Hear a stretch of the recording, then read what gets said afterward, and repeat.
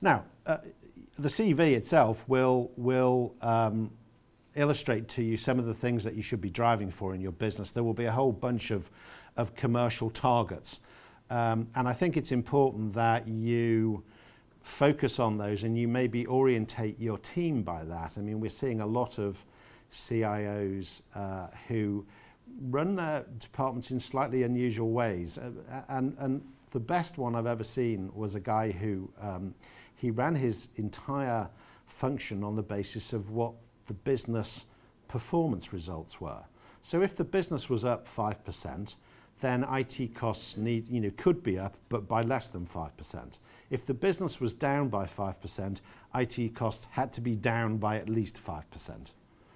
So he was and that was just a basic rule of thumb. He had about 200 measures. And I think it's really important that you start to tune your performances where the expectations of your colleagues are, which is actually we're sitting around a board here and we're taking collective, because it is a board, you're taking collective responsibility for the performance of the business. You have to do that with your own team first.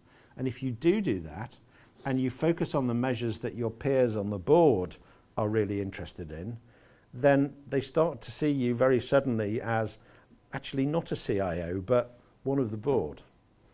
And the problem, I think, is, and I was an IT director myself in 1980s, and the questions still existed then, why is IT not on the board? It's not on the board because, quite frankly, we collectively are not good enough to be there because we're not looking in the right place at the right things. We are spending our time groveling around on the floor, under the raised floor, trying to find the broken cable to get the server farm back up, which is legitimate, but shouldn't be how you actually measure yourself at the end of the day. And I think it is about getting now, people are starting to get this very much more commercial sense. Was anybody at the dinner table that I sat at last night? I can't remember. Yes. So Mike, when Mike spoke from Aegis, his conversation was entirely about the business shape, the business process, the business drivers, the business parameters. He only talked about technology to say that he wanted to get rid of it as fast as possible by outsourcing all the commodity stuff so he could concentrate on the really interesting value-added things. And that, I think, is really where we are definitely headed, if not there already, in terms of the CIO role. And I personally think that's a far more interesting place to be. As someone who could never understand, how client-server worked anyway, it just sort of happened, and I kind of, they found me out eventually. But why? The problem is you do need to understand it, perhaps also a little bit more than you used to, and that's where people like me would get found out, because it is ineffably complicated these days because of the whole bring your own device thing, the whole consumerization of technology, the whole information risk, the whole cyber security thing. These are not straightforward things, and you do need some good technical advice, and you do need some technical acuity to be able to actually, call the shots of the CTO and say, well, explain it to me in words that I can understand. So I think you're in probably the most complicated, hottest seat there is, and of course I would say that, wouldn't I? But I think you are, because the finance director is simply not going to be recruited on his IT knowledge. The HR director is not going to be recruited on their IT knowledge or their finance knowledge. The sales director sure as hell isn't going to be recruited on their IT knowledge, probably not their HR knowledge or any other knowledge, just their focus. But you are going to be recruited because you can demonstrate that you can add value to all of those aspects of the business, and you can communicate with all of those aspects of the business and understand their challenges and come up with solutions that help them do their jobs better. And if you can help them do their jobs better, then, other things being equal, perhaps one might say that you are more talented than they are because you've got a broader breadth of stuff. At least it gets you on the list for the place that most of you, I'm pretty certain, aspire to be, which is around the board table. And we do see now an increasing number of folk. I've strayed absolutely off that now onto this paper. Have I got time to do this? Am I still okay for time?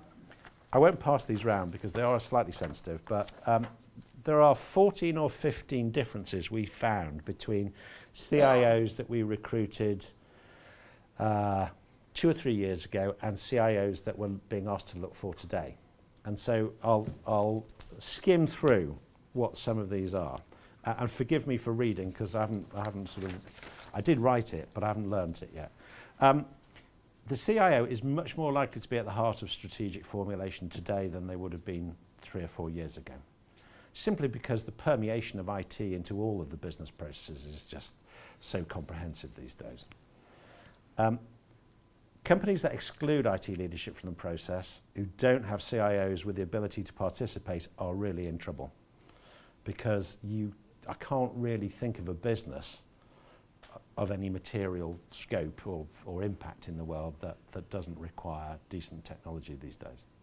The interesting thing is, a few years ago, loads of CIOs were tempted to invest lots of time in MBAs, and as a sign and an indicator that they were getting this breadth of understanding. Do you know, I don't think that today's CIOs have got time to do that. I think they need to have the skills to do that. I think they need to behave as if they have done it, but I don't think they've actually got the time to do it. So we're not seeing quite as many MBAs as we used to.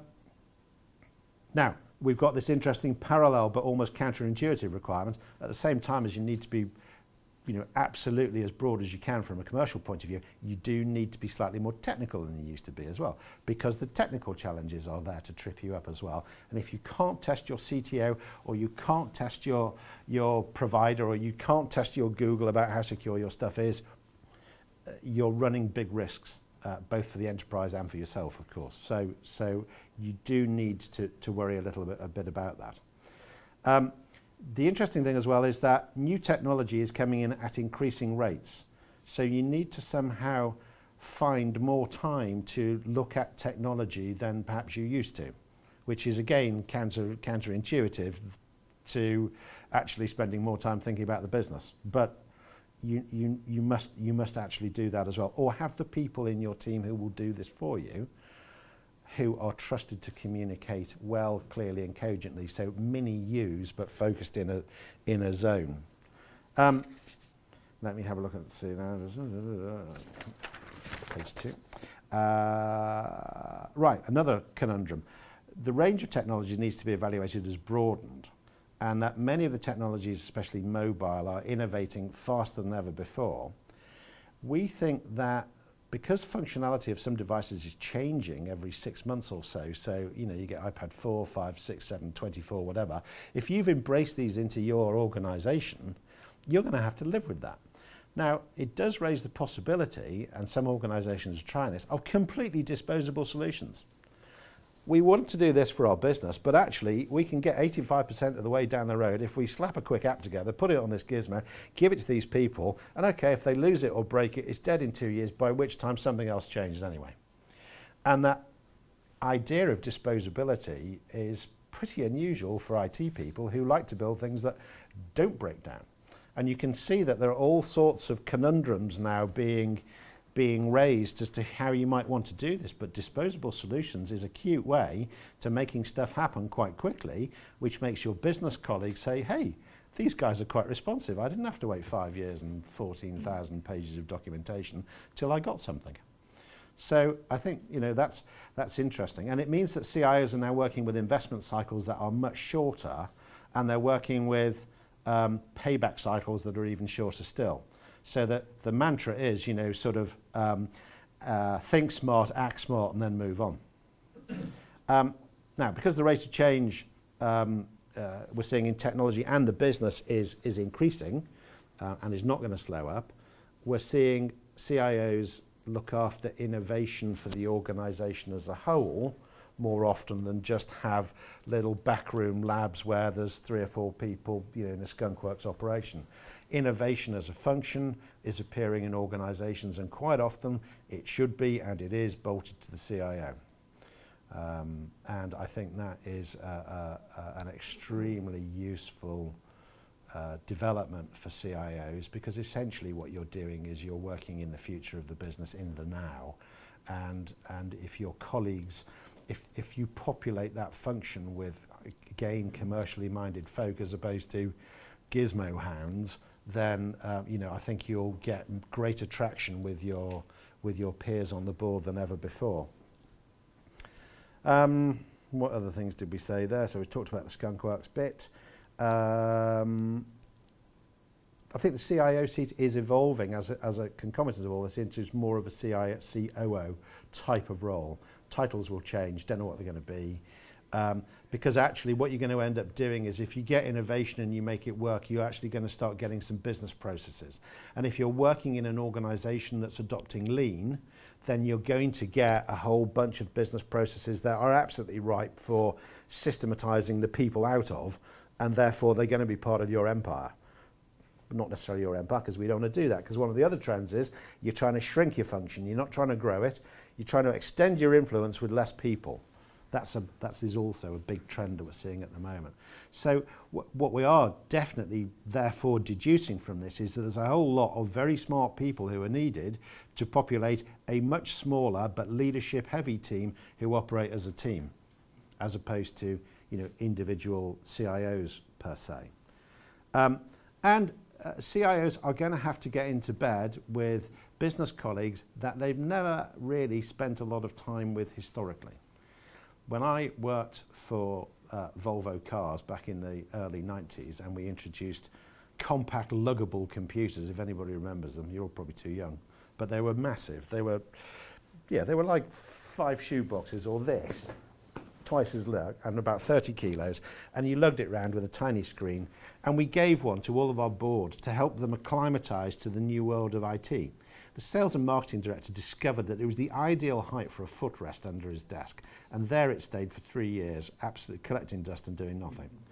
And this was at a time when, fortunately, Volvo had the money to indulge in such excesses. But marketing and sales have never really been, you know, the tightest bedfellows with IT, but they are tied together now like never before, with CRM systems, with business insight, with data analytics, with all of that stuff. And so, you know, but on one hand, they've got the sort of Lovey syndrome and tendencies as well, with the creatives side of their business, but they've also got now this extremely systematic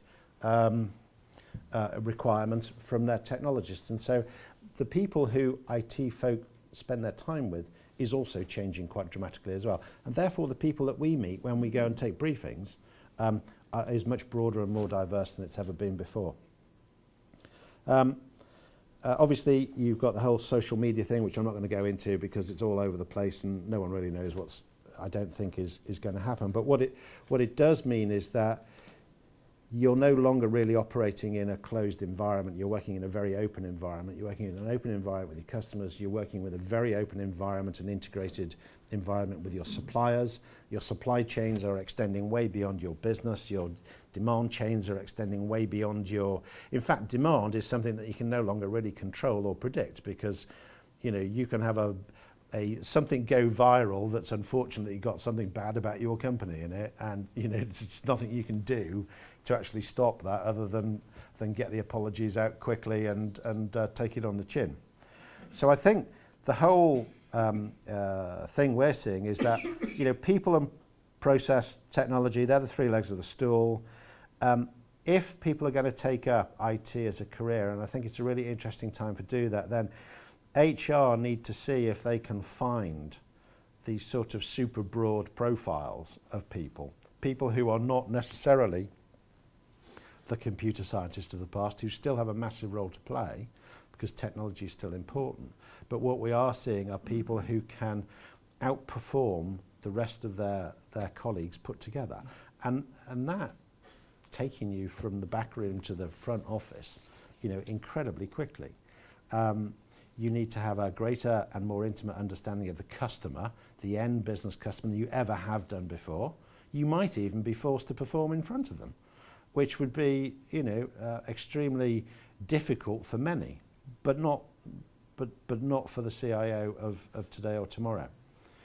You're going to have to spend more time working with a proliferation of customers and suppliers, because, you know, you're going to outsource. You're going to negotiate with X, Y, and Z. You've got massive need to delegate to this team of high performers that you've built around you, because there are so many things you need to decide on. You simply can't do this job by yourself anymore. Now, I've paraphrased extremely badly what it is we've written here, and which flows a little bit more elegantly, but hopefully giving you a flavour that, you know, I think you're in a really good place. I think it's really, really interesting. I think it is incredibly hard to be successful at what you do, and what you did last year isn't going to be good enough for next year.